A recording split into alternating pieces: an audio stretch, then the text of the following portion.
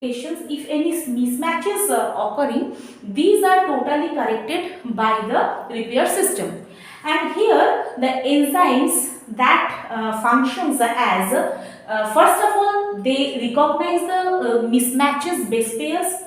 Second, they determine which base in the mismatch is the incorrect one.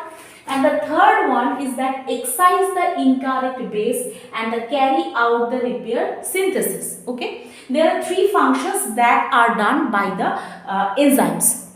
And now this repair must be made in the daughter polynucleotide. What is saying that when the newly strand or the new strand that is formed from the parental strand, then sometimes the mismatches form or the error occur. And where this is occurred in the daughter polynucleotide.